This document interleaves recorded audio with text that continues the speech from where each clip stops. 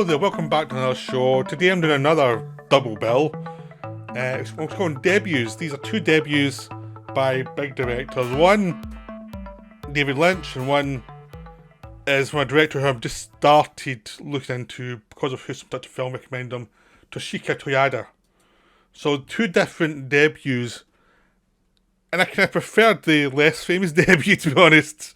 Now, Eraserhead, which you see the picture behind me, was David Lynch's debut, made in the 70s, over a couple of years, and had lots of people you would recognise in Twin Peaks in there, but also someone from Assault on Precinct 13 as well. It's a famous underground movie, got David Lynch a lot of attention, and ended up leading to Elephant Man, then The Disaster of June, then The Return of Blue Velvet, and all that stuff. Pornostar from Toyota was his first film.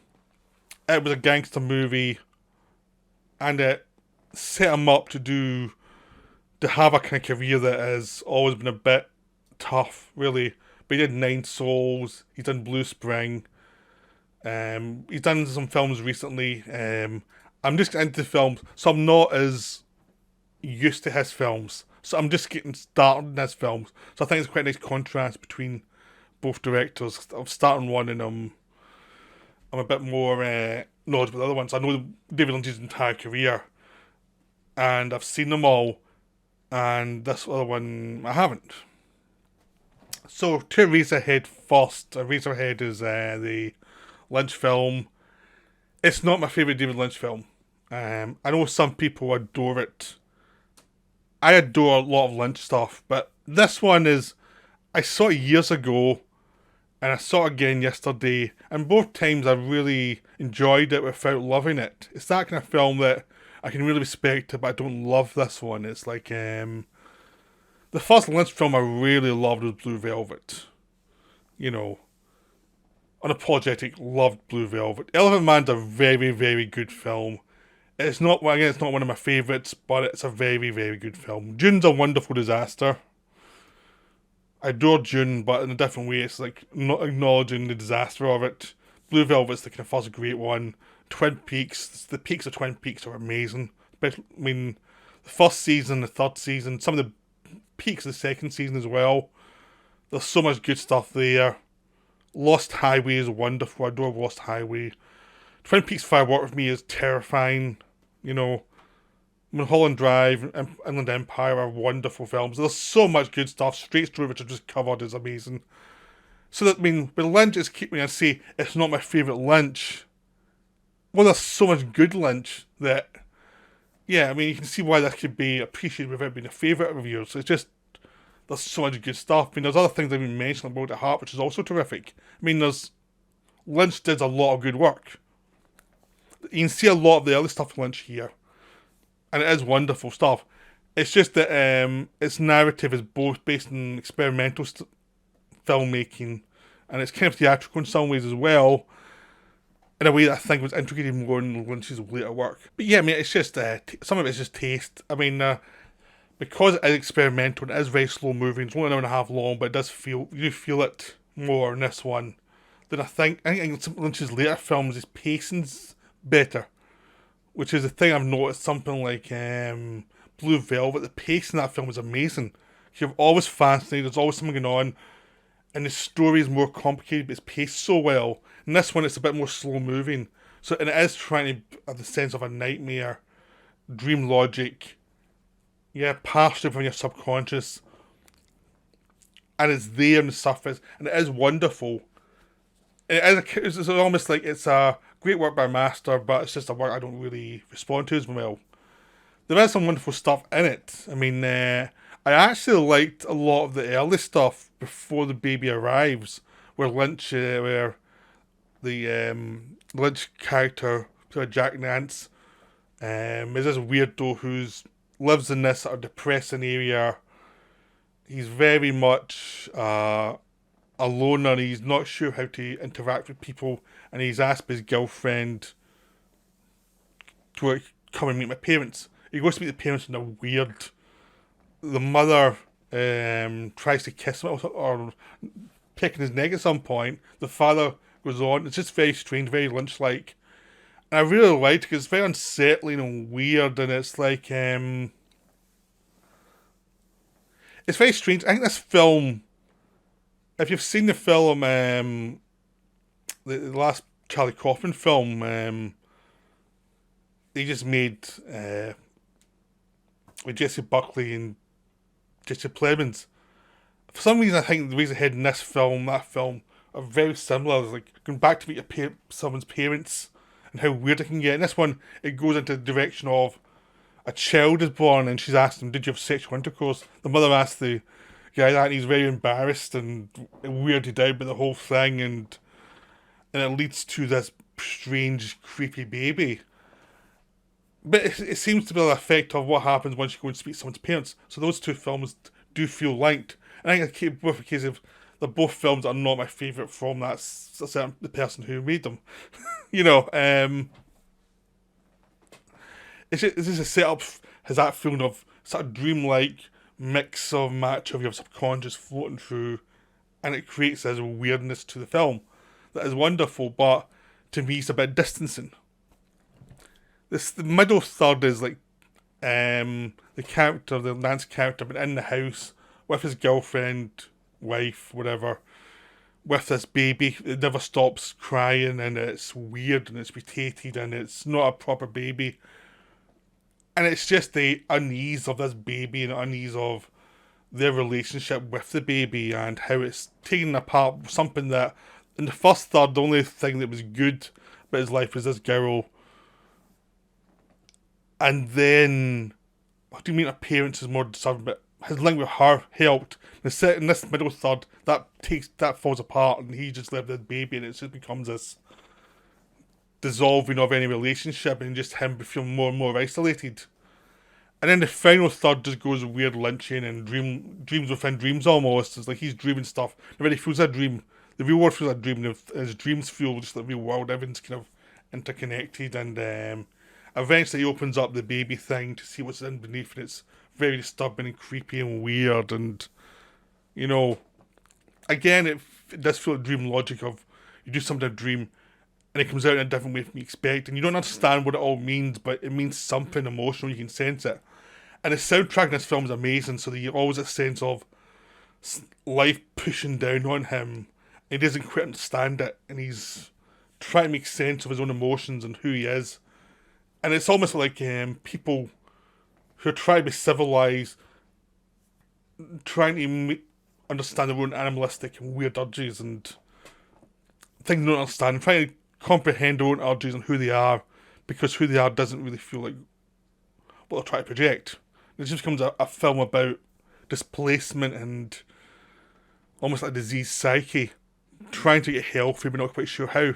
But I think basically because it's diseased psyche because it's a person who's let things go in his own life, and he's let things rot away, and he hasn't really faced up to what he is, and it's like, how much do you really know yourself, and how much do you let things go and create dysfunction for yourself, and you're not quite sure how you get out of it.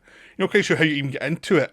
Is that just that feeling of life floating away from you? You're never quite sure of what anything means, and you're never quite sure how to interact with people, and it's a whole sensation of interior life becoming expressed into the exterior in a very kind of dreamlike manner. And it's like, so what's actually real, and if something's real, what does it actually mean to you?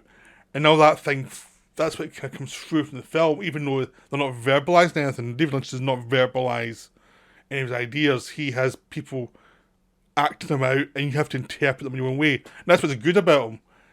It's just in this film, I feel a bit distance from it, because he hasn't quite learned how to. These are still almost like figures who have fallen back into the shadow of their own psyche, so they can't really express themselves in ways that you can identify with. And that's the thing that can distance me from the film. In some ways it makes it interesting because you're at a distance from them, but it makes the runtime feel a bit longer than it probably should, just by the tone. And every Lynch has yet to work out to make the characters vague enough to be interesting figures you can look at a distance, but also, and it's interesting enough so that you can actually follow them and feel something, He hasn't quite got that knack yet. He hasn't found a collaborator to help him get over that hurdle.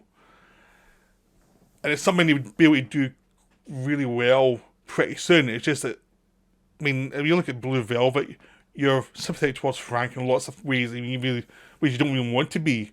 Like, he's worked it out pretty quickly, but in this film, it's more distance. It's much more of a, they are more like shadows within your psyche, and it's not quite connected in the same way.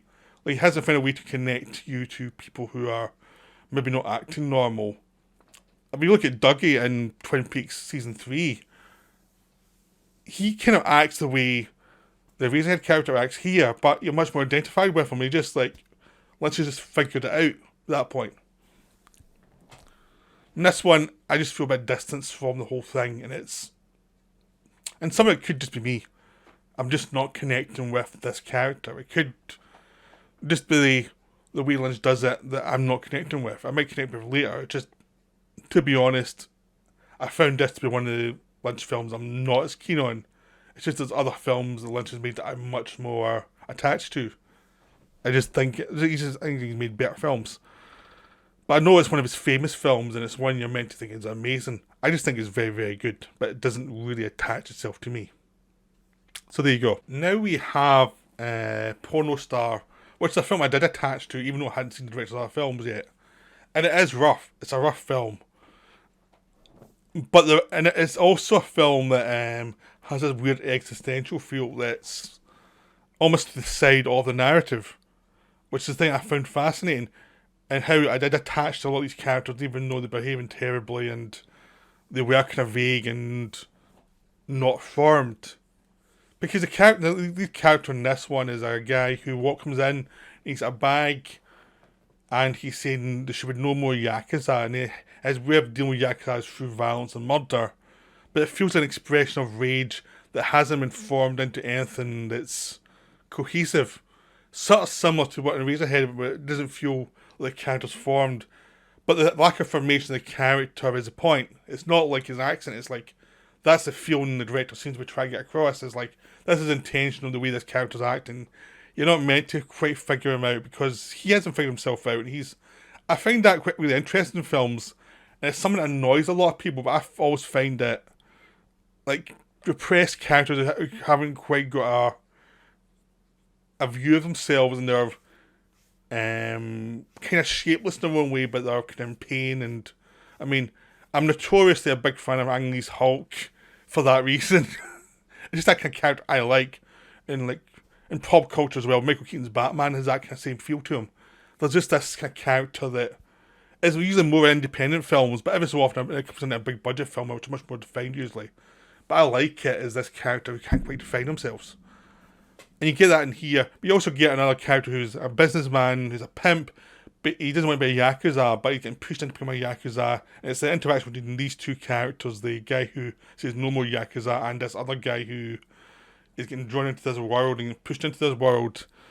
That's the kind of dynamic, and it's a very ill-formed dynamic as well. Like, neither party quite knows what they want, and both of them are not very tenacious of what they want, but they can almost float into situations and are trying to define themselves through how they react, but they don't quite react properly, they don't quite react in ways anyone expects. And it's kind of angsty, this existential feeling of angst, and no matter what you do, it's not going to be quite right anyway. And there's this feeling just throughout the full film of this that makes it fascinating. This is another one that's a very short film, but it feels very complete. The actual roughness of it and the fact that it's a first film really goes for it, because it means you can do these feelings that maybe a director when they're a bit older would not really cater to, but here it really works because the roughness of the film just accentuates that kind of feeling. There's also a girl who's a prostitute who's also seen the pimp, and she's kind of not, so you see her as a prostitute and as a person in real life during the day, and she's a kind of person who's not quite formed herself, but she wants to go to this rave party to the end of the millennium, because this takes place in 1999, and she's trying to find a way out of this funk as well. They're all trying to find a way through a sense of not belonging, but not quite sure where they belong or if even their dreams actually mean anything. I mean, it's something that actually would be kind of almost represented in Elephant Sitting Still, like years later. It's that same feeling, which is also a first time film and much longer, but it had the same feeling this film has. It was a bit slicker because the director knew he was doing more on that one, but the same feeling of, is any of this what I'm doing worth it, really? What's really going on here? I think it's a wonderful thing in this film. It just adds this sense of dislocation. And the fact that the film has nothing to do with porno, and it's called Porno Star, also adds to the dislocation. It just feels like perfect for this film. It's this sense of dislocation from convention that is the film. I mean, there is violence in it, but the violence always feels like clumsy, intentionally clumsy. Like, it's almost like the director knows, I don't have that much money for the action. I'm not really interested in action anyway. So I'm actually going to make it as rough as possible and actually show off the fact that a lot of these people aren't that good at what they do. They're big mouths. And it's all about what's inside the head of the person rather than the externalization of the violence. It's like the violence comes out of this sense of dislocation from the world. So even people who are, like in other films, would try and make them cool. The character you see behind me here, this woman who is following this theft that happens in the film. And in any other film, she'd be cool with that gun and all the rest of it. But everything she does goes wrong. Like, she tries to find these drugs, and most of the drugs are gone by that point, and she runs into a room and gets a knife in her head. it's like nothing really works for her. Nothing works for anybody. Everyone's trying to do different things. People try to rise up in their in the Yakuza or in their organisation, and they get killed in silly ways, and there's lots of weird images that are interesting. Like, there's a bit where the crazy guy dreams of raining knives. He's obsessed with knives. He's obviously been traumatised by something, but he can't quite face it. And you've got this the prostitute is obsessed with this idea of this weird rave thing. And you see her in a rave, taking some of those drugs, and she's dancing like crazy, but she looks so lonely and so dislocated. Everyone feels dislocated. They can't talk to people. They can't even communicate their own angst to people. They don't quite know how to explain in a way that actually means something. It's just, to everyone else, it sounds boring. It's like, I don't care. You haven't really explained it to me. And it's like, everyone has that problem in the film. And in fact, it accumulates through the film, and everybody has that kind of sense. It creates this amazing feeling. And no one's quite who they seem, but it's not in a kind of conspiracy way. It's just that people are unique and weird. And there's some skateboarding scenes that are quite fun, and they turn violent, and it's just a strange, dislocated film that is genuinely wonderful. It's a beautiful film. And its roughness is actually its strength. Normally a roughness would be go against a film, but this one, no, it links up to the emotions of the characters in ways, and even the fact that sometimes the camera work, they also didn't have the best cameras, and sometimes the focus has some problems as they're trying to follow someone through a telephoto lens. Sometimes that's a bit rough. That just, again, adds to the charm of it. It just feels right. It also feels right for the sensation of who the characters are. They're sometimes just floating out of focus and back into it, and it just seems like that's the film. And the film just goes on after the deaths of lots of people, and life goes on, and no one cares because that's just life. So Porno Star's a wonderful film. I'd highly recommend it. I'm really looking forward to seeing more Toyoda's films. And so I hope this talk on it will actually make you interested in seeing it. So I hope you enjoyed this video on these two films. I'll be back very soon with some more. Right, bye for now.